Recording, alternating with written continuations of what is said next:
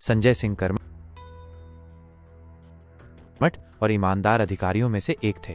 वे दिन रात काम में लगे रहते थे, बावजूद इसके उनको लगातार मानसिक रूप से प्रताड़ित और बेइज्जत किया जा रहा था। दबाव इस हद तक बढ़ चुका था कि मजबूर होकर अंततः उन्होंने मौत को गले लगा लिया। अब शासन प्रशासन सिंह की आत्महत्या की वजह कैंसर से उत्पन्न तनाव को बताने में जुटा है। उन्होंने मन लगाकर पढ़ाई की, सिविल सेवा की तैयारी में जी तोड़ मेहनत की, IAS नहीं बन पाए, मगर जब PCS चुने गए तो घर परिवार में ही नहीं, गांव गिरांव और रिश्तेदारों ने खूब खुशियां मनाई। उनका पूरा कैरियर बेदाग और शानदार रहा। फिर क्या हुआ कि सेवानिवृत्ति के करीब आकर उन्होंने बिल्डिंग के 15वें माले से कूदकर आत्महत्या कर ली। अति सौम्य, मिलनसार, अपने काम से काम रखने वाले प्रशासनिक अधिकारी संजय सिंह गाजियाबाद में GST डिपार्टमेंट में डिप्टी कमिश्नर पद पर कार्यरत थे। संजय सिंह मूल रूप से उत्तर प्रदेश के मऊ जिले के रहने वाले थे। पिछले 4 साल से वो गाजियाबाद में तैनात थे। उनका निवास नोएडा के सेक्टर 75 स्थित एक सोसाइटी में था। अगले साल वे रिटायर होने वाले थे। रिटायरमेंट के बाद के प्लान उन्होंने बना रखे थे। बड़ा बेटा नौकरी में आ ही चुका था, छोटा अभी पढ़ रहा था। घर में एक प्रेम करने वाली पत्नी, जिसने 10 साल पहले एक जानलेवा बीमारी होने पर उनकी इतनी सेवा की कि उन्हें कैंसर मुक्त करा के ही दम लिया। तो आखिर ऐसी क्या वजह थी कि एक पल में अपने प्यारे परिवार को छोड़ने का फैसला उन्होंने ले लिया। कैंसर से लड़कर जीतने वाले के सामने आखिर ऐसी कौन सी परेशानी खड़ी हो गई जिससे वो हार गया। दरअसल देश में प्रशासनिक अधिकारियों की हालत ऐसी है कि वे शासन द्वारा अपने विरुद्ध जारी अत्याचार, प्रताड़ना, तनाव, दबाव, धमकी आदि के खिलाफ मुंह नहीं खोल सकते हैं। ये नाफरमानी मानी जाती है और फिर उन्हें ट्रांसफर, निलंबन या बर्खास्तगी जैसे दंड झेलने पड़ते हैं। जो अधिकारी भ्रष्ट हैं और भ्रष्टाचार के धन से पूरे सिस्टम को पालते हैं, वे मजे में रहते हैं। उन्हें अच्छी पोस्टिंग भी मिलती है और समय समय पर प्रमोशन भी मिलता है। वे भ्रष्टाचार से कमाए धन से बड़े बड़े बंगले बना लेते हैं, बड़ी बड़ी गाड़ियां खरीद लेते हैं, बच्चों को विदेशों में पढ़ाते हैं और पूरे कार्यकाल में बस ऐश करते हैं। मगर जो अधिकारी कर्मठ हैं, ईमानदार हैं, काम में लगे रहते हैं, उन्हें शासन से भी गालियां और धमकियां मिलती हैं और अपने सीनियर अधिकारियों से भी। दंड स्वरूप दूर दराज के क्षेत्रों में स्थानांतरित किया जाना तो बहुत आम बात हो गई है। परिवार को छोड़कर सालों साल ऐसी जगहों पर रहना जहां न खाने का ठिकाना न रहने का। इससे तंग आकर अनेक अधिकारी समय पूर्व सेवानिवृत्ति ले लेते हैं या लंबी छुट्टियों पर चले जाते हैं। दूसरी तरफ भ्रष्ट अधिकारी 15 से 20 साल एक ही स्थान पर जमे रहते हैं। संजय सिंह कर्मठ और ईमानदार अधिकारियों में से एक थे।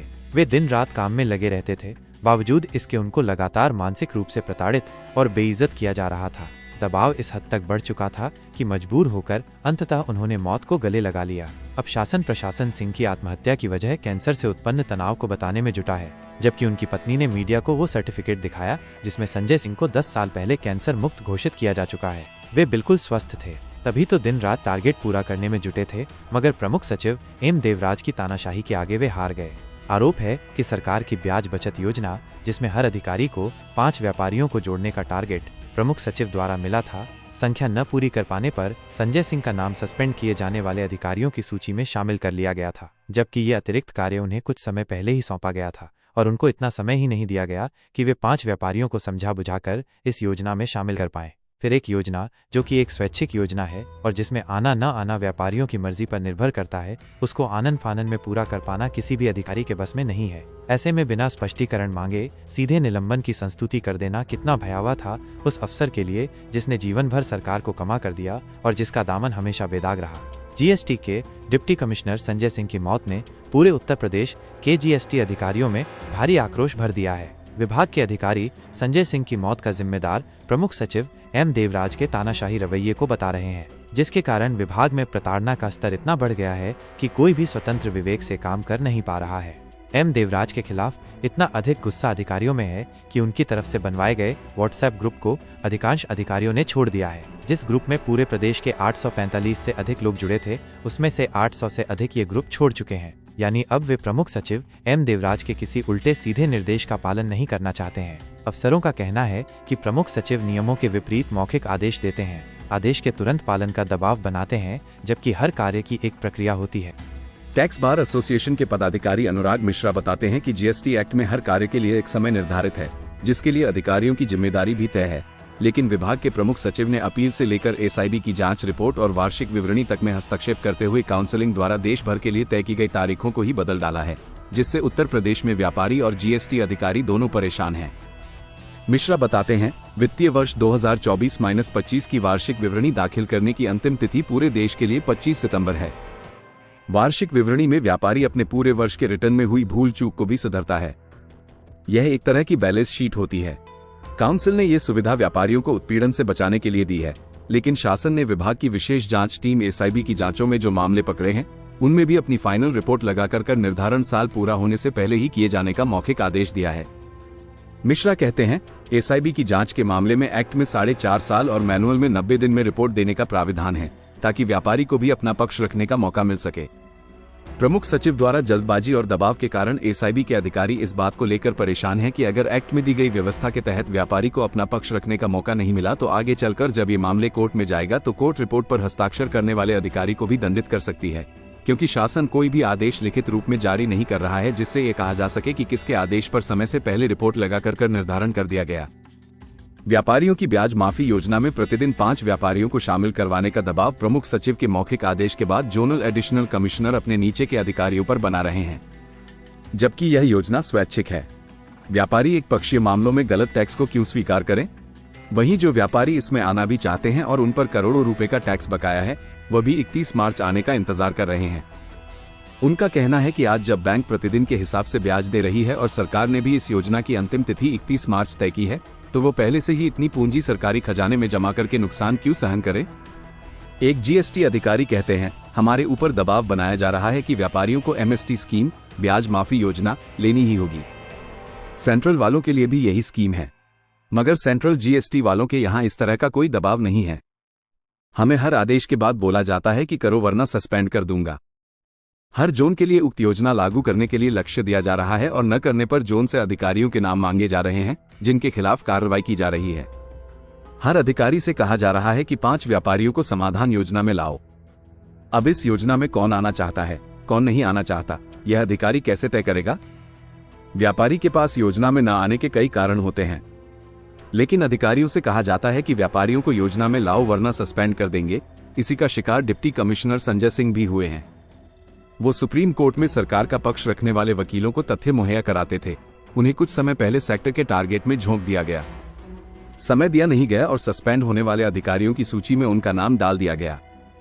उन्होंने परेशान होकर जान दे दी।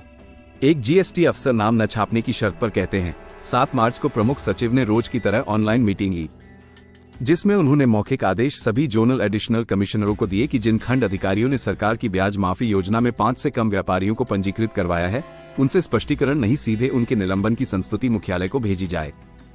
8 तारीख को हुई बैठक में संजय सिंह से भी योजना में शामिल होने वाले व्यापारियों की संख्या पूछी गई तो उन्होंने बताया कि उनको इस पद का अभी अतिरिक्त प्रभार मिला है, इसलिए उनकी संख्या कम है। अब चूंकि कोई स्पष्टीकरण लिया ही नहीं जा रहा था, इसलिए जोनल एडिशनल कमिश्नरों ने 5 से कम वाले अधिकारियों के नाम भेजने शुरू कर दिए। इस लिस्ट में 21 जोनों के अधिकारियों के नाम शामिल थे। इससे संजय सिंह ही नहीं, विभाग के करीब 1000 अधिकारी तनाव में आ गए। कारण ये था कि इस आधार पर उनके निलंबन की कार्रवाई हो सकती थी। संजय सिंह इसलिए अधिक तनाव में थे क्योंकि उनकी संयुक्त आयुक्त के पद पर पदोन्नति 2-3 माह में होनी तय थी और उनका सेवाकाल भी मात्र 1 वर्ष ही बचा था। भारत में ही नहीं, शासन प्रशासन का तानाशाही रवैया पूरी दुनिया में बढ़ा है। अब नौकरियों को लेकर सुरक्षा का कोई एहसास नहीं बचा है। किसी को भी किसी भी पोस्ट से कहीं भी फायर कर दिया जाता है। अमेरिका की संघीय सरकार के खर्चों में कटौती के लिए राष्ट्रपति डोनाल्ड ट्रंप ने सरकारी दक्षता विभाग का गठन किया है। इसका जिम्मा अरबपति एलन मस्क को सौंपा है। इस अभियान के तहत हजारों कर्मचारियों को नौकरी से निकाला जा रहा है। नौकरी पेशा व्यक्ति आज सबसे अधिक तनाव में जी रहा है। तनाव तमाम गंभीर बीमारियां दे रहा है और कई मामलों में समय पूर्व ही मौत। उत्तर प्रदेश के जिन अधिकारियों से टैक्स चोरों को खौफ खाना चाहिए, वो खुद ही इन दिनों खौफ के साए में नौकरी कर रहे हैं। हर किसी पर टैक्स कलेक्शन बढ़ाने का दबाव है। यही वजह है कि कई अधिकारियों ने वीआरएस के लिए आवेदन कर दिया है। हर अधिकारी दबाव में जी रहा है और काम के दबाव में कोई भी गलत फैसला होने की संभावना से अधिकारियों में हताशा और निराशा है। छुट्टी के दिन में भी काम और मीटिंग लिया जाना, विभाग में मानवीय और भौतिक संसाधनों की कमी को पूरा न किया जाना, बिना अधिकारी का पक्ष जाने ही अनुशासनात्मक कार्यवाही शुरू करना, एमनेस्टी स्कीम का अप्राप्य लक्ष्य निर्धारण करके अधिकारियों के निलंबन का प्रस्ताव मांगने से जीएसटी अधिकारियों में भारी आक्रोश है। ज्यादातर अधिकारी वर्चुअल मीटिंग से किनारा कर चुके हैं। जीएसटी अफसरों की यह डिजिटल बगावत प्रदेश की योगी सरकार पर भारी पड़ सकती है। मार्च महीना खत्म हो रहा है। वित्तीय वर्ष समाप्ति पर सबसे ज्यादा जीएसटी से ही रेवेन्यू कलेक्शन होता है। अफसरों, कर्मचारियों की बगावत का सीधा असर इस काम पर पड़ेगा। जीएसटी ऑफिसर्स सर्विस एसोसिएशन के अधिकारियों ने आपातकालीन बैठक बुलाकर विरोध को और तेज करने का ऐलान किया है। अधिकारियों ने सामूहिक अवकाश की धमकी भी दी है।